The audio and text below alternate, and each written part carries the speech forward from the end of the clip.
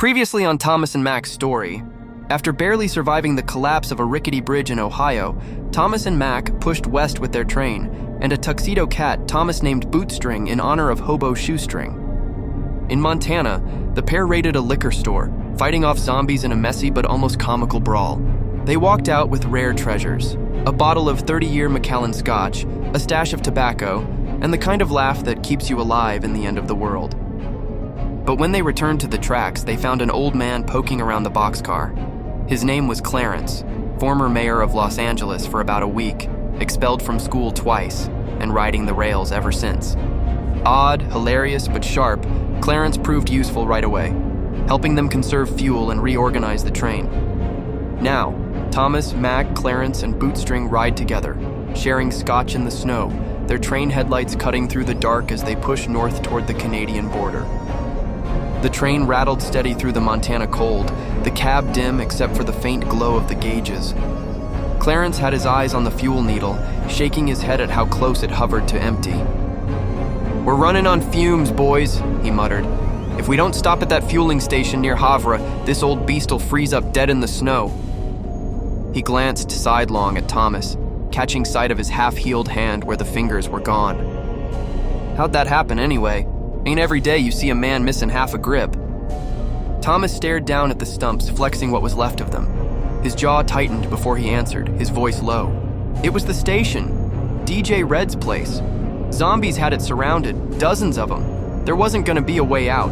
The only thing I had left was the explosives stash we'd been keeping for emergencies. So, I wired it up. Blew the whole place sky high." He dragged in a slow breath, eyes fixed on the snowy blur beyond the windshield. "Got Red out, gave him time to run, but I wasn't fast enough. The blast buried me in concrete and fire. When I crawled out, my hand was gone and my head was somewhere worse. Still don't know if I've ever come all the way back." The cab went quiet except for the clatter of wheels on frozen rails. Mac finally broke the silence, leaning forward and giving Thomas a hard slap on the shoulder. "Hell, son, sounds a lot like Nam. Sometimes you don't get to choose how much you lose, only who you save. Broken or not, you're still here. That counts for something." Thomas let out a half chuckle, dry and sharp. "Guess so, though I still wouldn't trust me near a detonator again." Bootstring, the tuxedo cat, hopped up onto the dash and pressed its face against the cold glass, tail curling like a question mark. Clarence scratched the cat absently behind the ears and smirked. "Don't matter if you're broken, kid," he said, steady hand on the throttle. "You're still on this train.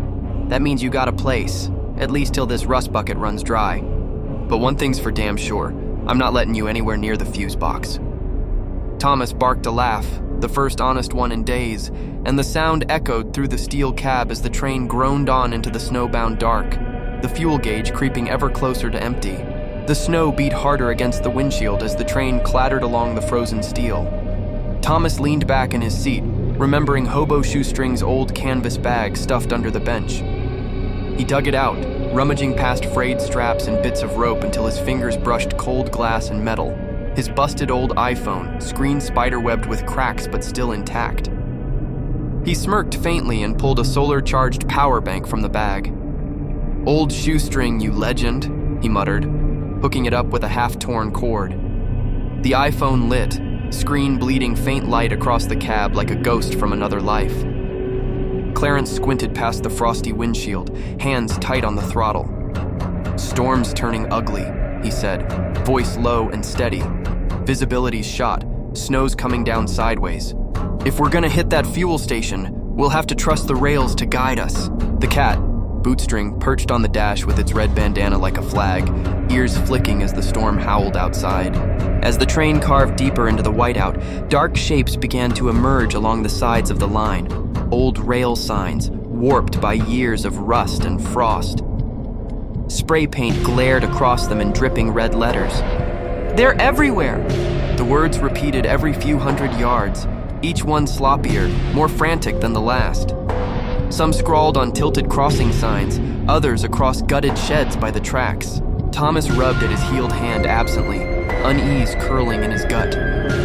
"Looks like whoever left those wasn't too confident in the neighborhood." Matt gave a low grunt, tugging his coat tighter around him. "Or they weren't wrong," he muttered. The storm swallowed their words, and the train pressed on, the fuel needle sinking lower, the warning signs piling higher. Snow howled across the windshield, the wipers squealing like nails on glass as the train cut forward on weakening fumes. Thomas leaned back in the seat, exhaling steam into the cold air. "Well," he muttered, "we're already up shit creek. But hell, we got the train, so at least we got a paddle. We don't got a choice but to make it to that fueling station." Then, through the swirling white, a smear of gray smoke curled into the air ahead, thin, twisting, unmistakable. A campfire. Mac squinted hard, jaw tight, and gave a low grunt. "Could be trouble, could be bait. Hell, I don't like stopping for anything we can't see clear."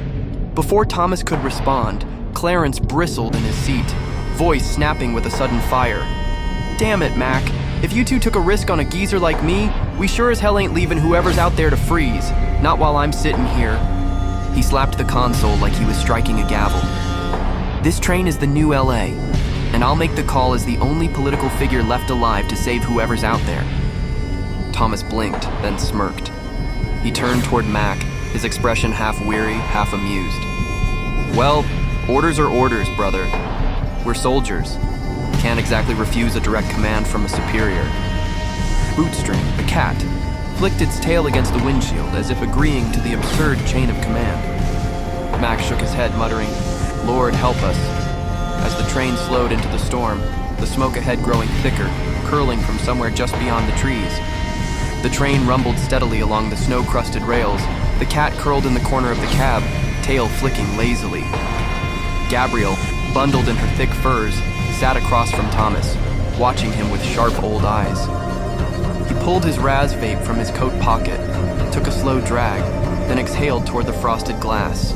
Her hand darted out, surprisingly quick for her age, and she pointed. Ça, plastique? Thomas raised an eyebrow. "What?" She grinned suddenly, a crooked smile. I smoke plastic, please. Mac almost choked on his own spit. "Jesus Christ," he said, chuckling. Thomas laughed, shaking his head, but passed her the vape. She took the tiniest puff, coughed like the thing had just tried to kill her, then wheezed out, Bon tabarnak." Everyone burst out laughing. The levity didn't last. Out the windshield, the rails twisted through open ground dusted white, where two small hordes of zombies staggered across the tracks. Their shadows stretched long in the weak daylight. "Brace," Mac muttered, hand steady on the throttle. The iron beast plowed forward without mercy. Bone and flesh crunched under steel, bodies split and tumbled in mangled heaps. The cat leapt onto the console, tail lashing, watching with eerie calm as the train turned the dead into paste. Clarence glanced at the fuel gauge, his face set hard. The needle trembled low, hovering just above empty. He muttered mostly to himself, "À moitié chemin. Half the way there. It'll be close." Thomas leaned back against his seat, staring through the cracked glass at the endless track ahead. "Well, we're already up shit creek," he said quietly. "At least we've got the train. Question is, does this paddle run out before we get where we're going?" No one answered. Only the steady clack of wheels on steel and the storm beginning to howl louder against the cab walls. The cab rattled with every gust of wind pressing against its steel frame. Clarence's eyes kept darting nervously to the fuel gauge, the needle trembling lower with each mile. Mac broke the silence first. "If we keep burning hot like this, we're gonna stall out halfway. Best chance we got is slowing her down. Ease the throttle, conserve every damn drop." Thomas frowned. "Slow down out here, in the middle of nowhere? You realize how exposed that makes us if something jumps the tracks?" "Don't like it either," Mac admitted. "But you want to walk the rest of the way?" The heater clanked, rattling in protest as it cycled. Clarence groaned and rubbed his hands together, his breath already fogging the air. "Shut the heater down too. Save what little juice we've got left for the engine." Amber silence. No one liked it, but no one argued. Mac reached over and flipped the breaker, and instantly the cab grew sharper with the cold, a winter bite creeping in under their coats. Gabrielle muttered something low and fast in French, shaking her head, pulling her thick furs tighter. She managed a sliver of broken English between the streams of French. "Cold, good for meat, not for bones." Thomas snorted, though his fingers were already stiff. "Guess we're the meat, huh?" The train eased its pace. the rhythmic clack of wheels stretching longer between beats, echoing across the frozen valley. Outside, snow whipped sideways across the tracks, erasing the world beyond a few dozen yards. The tuxedo cat curled tighter on the dash, tail over its nose, while the three men sat shoulder to shoulder, their breaths fogging the dark cab, pretending not to hate the silence that followed. The radio in the cab suddenly snapped alive, a shrill tone screaming through the static before a flat mechanical voice began to drone. It wasn't human, it was too precise, too rigid, each word clipped like it had been stitched together from a lifeless archive. Attention. This is an automated emergency system broadcast. The following information is current as of last recorded update. The voice paused, a click of static, then continued with no trace of emotion. Large-scale infected migration detected. Origin, Northern Canada. Estimated numbers, several hundred thousand. Current movement, southbound. Small groups may already be entering the United States. Major concentrations projected within weeks. Another shrill tone cut in. The broadcast carried on, like a machine ticking through a script it had been told to repeat until the end of time. Recommended action, avoid metropolitan zones. Relocate to low population areas. Reinforce shelter perimeters. Maintain supplies of non-perishable food, antibiotics, and clean water. Travel only when necessary. Maintain radio contact when possible.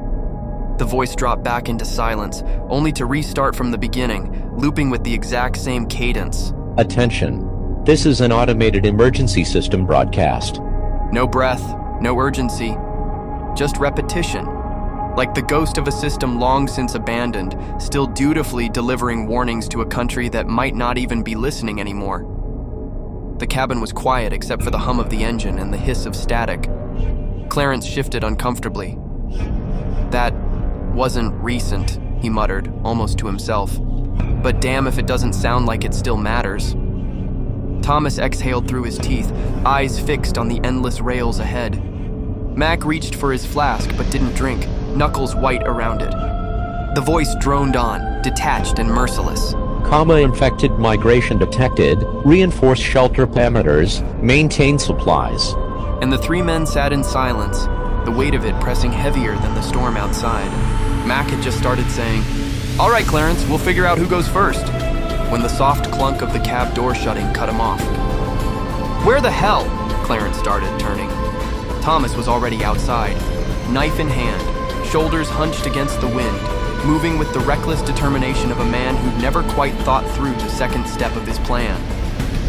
"God damn it," Mac muttered, pressing his palm to his forehead. Thomas stalked toward the nearest straggler, a gray-skinned corpse staggering by the pumps. His Bowie knife slid clean through the temple, and the thing went down in a wet collapse. Another lurched toward him, but Thomas shoved forward with raw instinct, blade flashing again until the body dropped. Mac and Clarence exchanged a glance inside the cab, equal parts worry and disbelief. By the time they scrambled to the window, Thomas was already crouched over the fuel station pump, fumbling with the old metal nozzle like it was some alien device. He yanked at the hose, slapped the pump's side, and muttered a few curses under his breath. The pump groaned once, coughed, then sputtered to life with a loud clank that echoed across the yard. "Well," Clarence said dryly, rubbing the bridge of his nose, "he's either gonna get us killed or save our asses." Thomas tugged the nozzle toward the train, gripping it wrong at first, then correcting himself with an awkward shuffle. He bent down, staring at the fuel intake hatch like it was mocking him. "All right," he muttered. "Now where the hell does this go?" Mac leaned halfway out the window, cupping his hands to yell, "The hole, kid!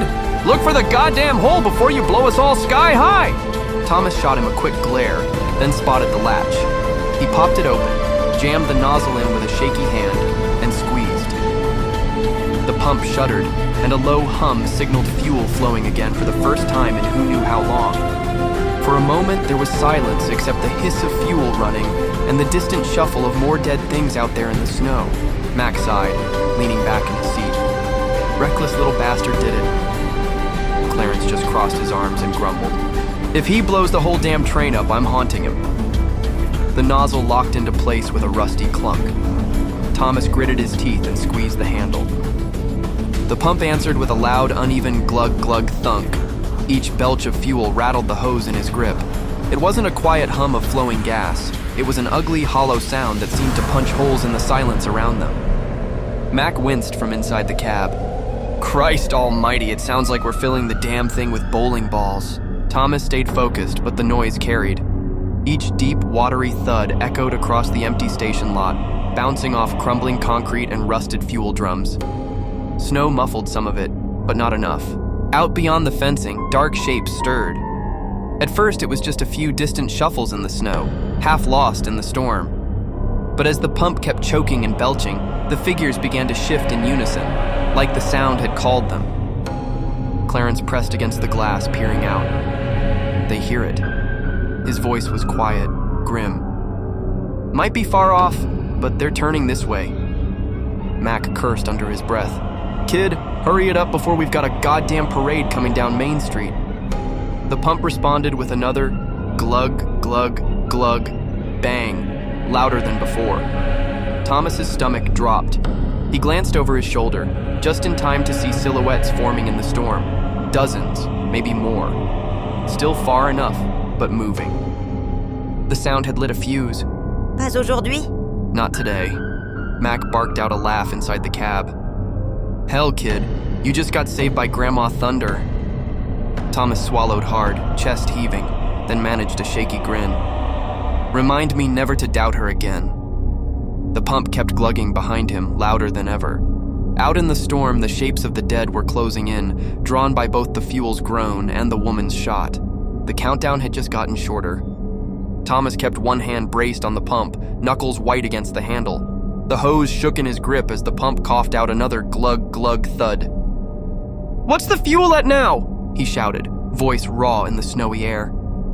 Clarence leaned halfway out the cab window, his hair whipping in the wind. Halfway, kid. Just a few more minutes, hang tight. Thomas opened his mouth to snap back, but the words caught in his throat. A thunderous boom split the air, rattling the very frame of the train. The sound was so sudden and violent it rang in his ears like a cannon blast. For a split second, he thought the fuel had gone up in flames. Then the stink of gunpowder hit his nose. He spun around. Standing in the cab doorway was Gabriel, bundled in furs, smoke curling from the barrel of a battered old shotgun she must have kept hidden in her pile of rags. Her one good leg was braced hard against the doorframe, stump planted solid on the boards, eyes blazing with fury. At her feet, what was left of a zombie's head painted the snow in red and gray. The corpse had been less than a foot from sinking its teeth into Thomas's neck. Gabrielle didn't flinch. She only squinted through the smoke, cocked the gun, and muttered thickly in her French-Canadian drawl. The fuel pump coughed out another heavy glug, the counter creeping higher. Snow swirled hard in the wind, carrying the faint moans of the dead. Thomas wiped sweat and snow from his brow and shouted toward the cab, voice sharp. Clarence, get it running. We roll the second this thing tops off. From inside, Clarence hesitated, fumbling with the ignition. We don't have time to finish, kid. They're closing in from every side. Mac's voice thundered over him, urgent. He's right, Thomas.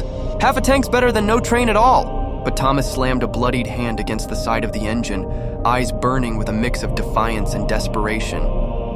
His missing fingers ached in the cold, a phantom throb in time with his pulse. We'll make time, he barked, turning back toward the tracks where shadows swayed in the storm. Just get that engine hot and ready to move. For a second, silence pressed down, broken only by the churn of the pump and the whistle of the wind. Then Clarence muttered something under his breath, twisted a switch, and the engine growled awake, headlights cutting jagged beams into the snow. Inside the cab, Mac looked down at Thomas from the doorway, jaw tight. You better hope your gamble pays off, soldier. Thomas didn't look back. He just tightened his grip on the Bowie knife and scanned the snow-choked horizon, where the first outlines of the Horde were starting to take shape. The pump wheezed and shuddered so close to finishing. Every second bought was another heartbeat louder. The pump kept coughing, the tank almost topped off, but the groans from the tree line thickened into a chorus. Thomas spun his Bowie knife in his grip, heart racing. Snow stung his face, sticking to his eyelashes. Then, with a sharp clatter, the cabin door swung open. Gabrielle hurled herself down into the storm. Her fur coat flared behind her like a war banner, one hand gripping a crude club wrapped in barbed wire, the other hauling her old double-barrel shotgun. Merde. She spat, swinging the club hard. The skull of the nearest zombie burst like ice under a pick. She snapped the shotgun open, stuffed in 2 shells with shaking fingers, and slammed it shut with her stump leg braced against the snow. Thomas gawked. "What the hell are you doing out here, lady?" She bared her teeth in a grin that was all fury. I fight. Toujours je fight. The first barrel roared, flame and thunder splitting the storm. A zombie's head vanished in the spray. She pivoted on her stump, swung the club across another's jaw, and barked out broken English through her heavy accent. Thomas, I smash you stab. Thomas couldn't help but laugh, adrenaline crackling in his veins. Fair enough. He drove his Bowie knife into the chest of a lunging corpse, twisting it free in a spray of blackened blood. The horde thickened, but side by side in the blizzard, Thomas and Gabriel became a storm of their own. Steel and fury, fighting not just for fuel, but for the right to roll this train forward into tomorrow. Behind them, the engine revved to life, Clarence shouting from the cab, "Fuel's almost full, just a minute longer." But the groans were closer now, much closer. Snow whipped sideways, filling Thomas's lungs with ice as he swung the Bowie knife one last time. His arms were jelly, every muscle screaming, the horde pressing closer with snapping jaws. One corpse lunged from the side, jaws gaping wide. Thomas barely had time to register it before claws and teeth should have ended him. But then, a streak of gray and white. Bootstring, the tuxedo cat, hurled himself from the cab like a missile. He latched onto the zombie's face, claws shredding skin, fangs sinking into its ruined eye. The corpse howled, staggering backward. "Bootstring!" Thomas gasped, stumbling to his feet, adrenaline surging. The cat leapt free just as the zombie collapsed, landing on Thomas's shoulder like a battle banner, tail whipping proudly. He dug in his claws, not enough to hurt, just enough to hang on, and stared down the rest of the horde with fire in his golden eyes. From the cab, Clarence's voice boomed, "Come on, kid, move your ass, the train's full, we gotta go now!" Gabrielle was already scrambling up the steps, her stump leg thudding against the metal as she dragged her club and double barrel up with her. Vite, vite. He shouted, motioning frantically. Thomas slashed another corpse across the jaw, then turned and sprinted for the train, bootstring bouncing with every step. The snow beneath him was slick with blood, the sound of the horde swelling behind him. Mac leaned out, one hand on the doorframe, the other outstretched. "Grab my hand, soldier!" Thomas lunged, caught Mac's wrist and hauled himself aboard just as Clarence slammed the throttle. The train lurched forward, wheels screaming against the icy track. The horde swarmed the platform they'd left behind, clawing at the air, but the distance grew fast. Thomas collapsed against the wall of the cab, chest heaving, blood steaming on his coat. Bootstring hopped down into his lap, calmly licking his paw like he hadn't just saved his life. Thomas managed a weak laugh, stroking the cat's head. "Guess we got ourselves a damn war hero." The cab rattled, steam hissing as the train groaned back onto the main track. Everyone was pale, still catching their breath, but alive. Gabrielle, wiping zombie gore from her stump leg with a rag, glanced at Thomas and Bootstring. She raised her double barrel, wagged it in the air proudly, and grinned through cracked teeth. Fuff, easy comme tarte. She slapped her chest, then pointed at Thomas. You petit soldat, nearly zombie sandwich. Très stupide, mais you still alive baguette. The absurd mix of French and English hit the cabin like a lightning bolt. Ed would have fallen over laughing if he'd been there. Mac actually cracked a grin, shaking his head. Thomas wiped sweat from his brow, still chuckling. "Alive baguette, huh? I'll take it." Gabrielle popped the cork on the whiskey bottle they'd stolen from the liquor store earlier, tipped it back for a swig, then thumped it against the wall like a battle drum. Canada border north. Train go, oui, train go. Clarence leaned forward over the controls, giving the throttle a push. "Well, you heard the lady. Next stop, the Great White North."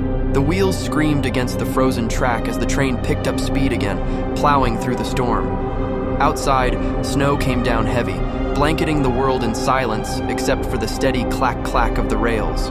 Somewhere far ahead, the Canadian border waited. Behind them, Kentucky and the ghosts of their mistakes faded into the storm. The train cut through the snowbound wilderness, the rails trembling like veins of steel under their weight. The storm swirled around them, flakes smearing against the windshield, but the cabin itself was quiet. Just the clack-clack rhythm and the occasional pop of ice under the wheels. Mac leaned back in his seat, eyes narrowed, watching the endless white stretch ahead. "I don't like it," he muttered. "Zombies this far north? In weather that'd freeze a raccoon solid overnight? Don't add up," Clarence grunted, rubbing his palms together for warmth. "Means one thing, something bigger's stirring. If they're pushing through the cold like this, it's not just hunger keeping them moving. Could be instinct, could be migration. Either way, it ain't good." Gabrielle, swaddled in her heavy furs, nodded sharply, then muttered something rapid in French that none of them could catch. She jabbed her finger toward the horizon, the meaning clear enough. They keep coming. Thomas tightened his grip on Bootstring. The tuxedo cat perched purring on his lap. He sighed, his missing fingers flexing against the animal's fur. "Yeah, something's brewing all right. Don't know what it is, but it feels like a storm worse than this one's just waiting for us down the line." The cab fell into silence again, each of them staring ahead with their own thoughts. Then Clarence gave the faintest of smiles and tapped the throttle. "Still," he said, "we've got one thing most folks don't. We've got the train. And long as this beast keeps moving, we've got a fighting chance." Mac huffed out a laugh, low and dry. "Hell, guess we're the last damn cavalry left in North America." The train roared into the night, carrying its mismatched crew forward into whatever waited. The train rumbled low and steady as the rails cut through a narrow stretch of snow-dusted evergreens. The storm had thinned to a quiet flurry, flakes drifting sideways in the wind. Ahead, Clarence spotted it first. A squat, weathered signal house tucked beside the track, smoke trailing lazily from a crooked tin chimney.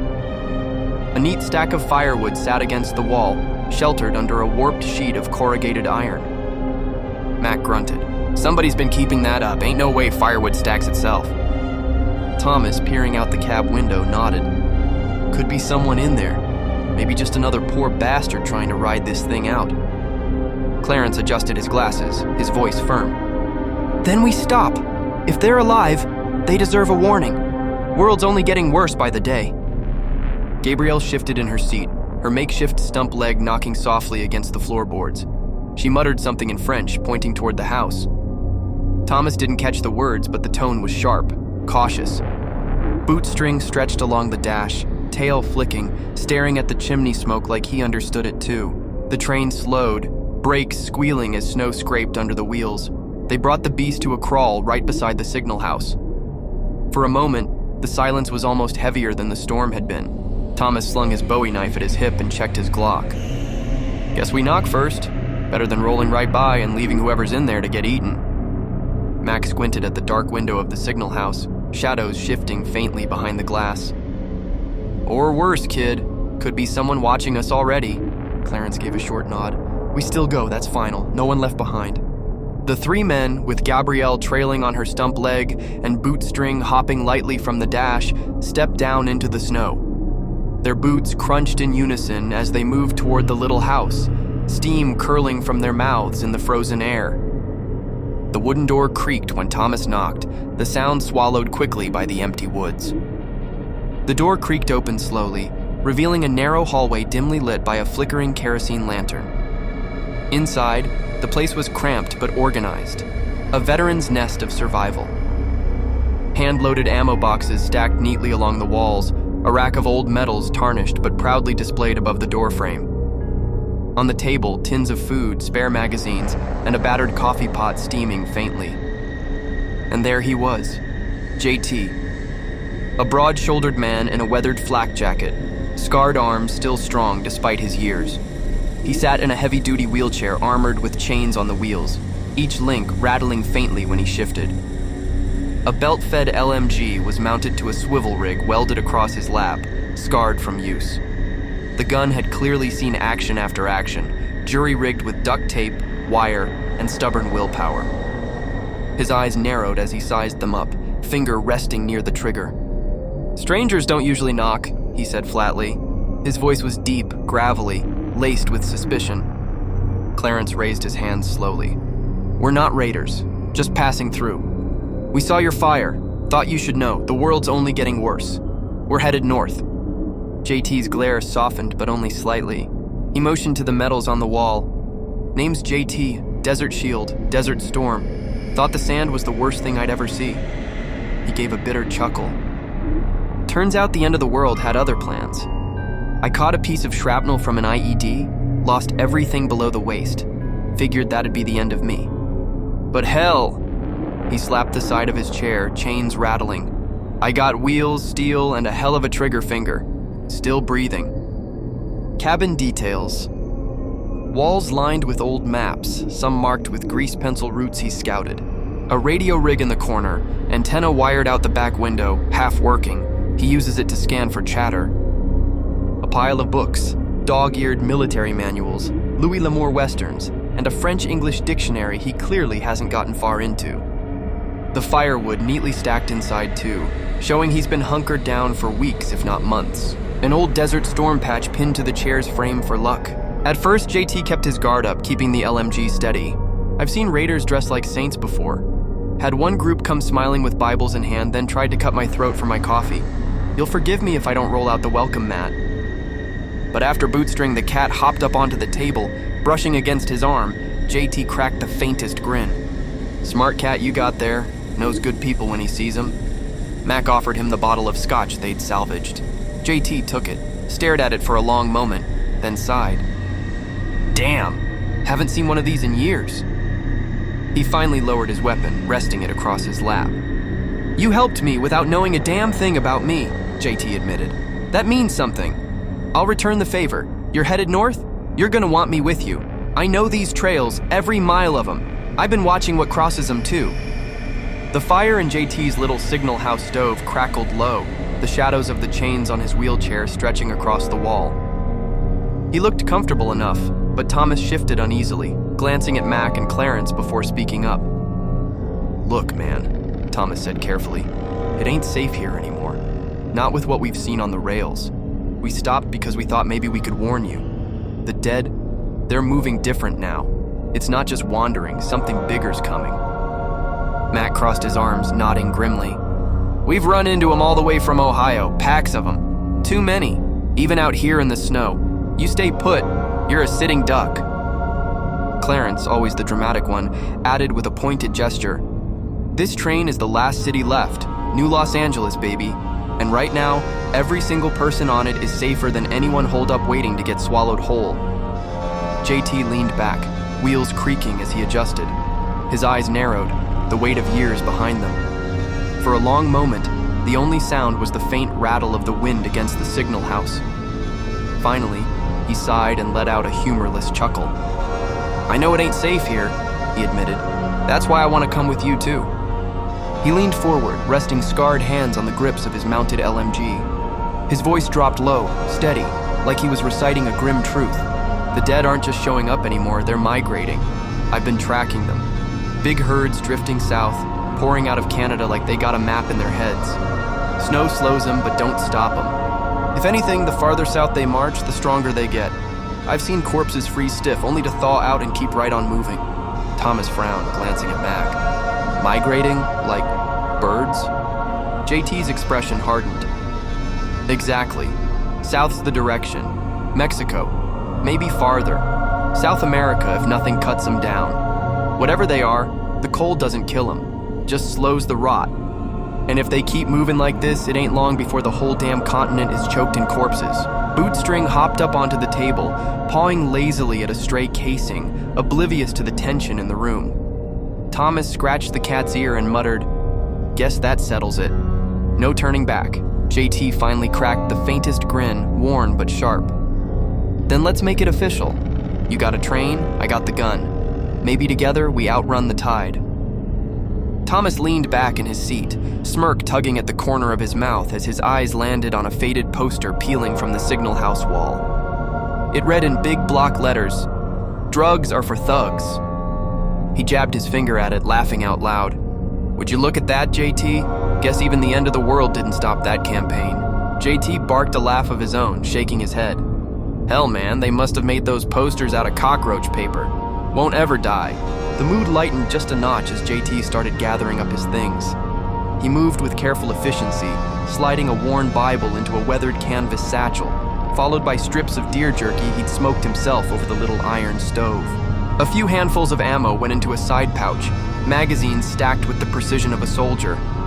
Every little thing he owned had its place, tools of survival pared down to the essentials.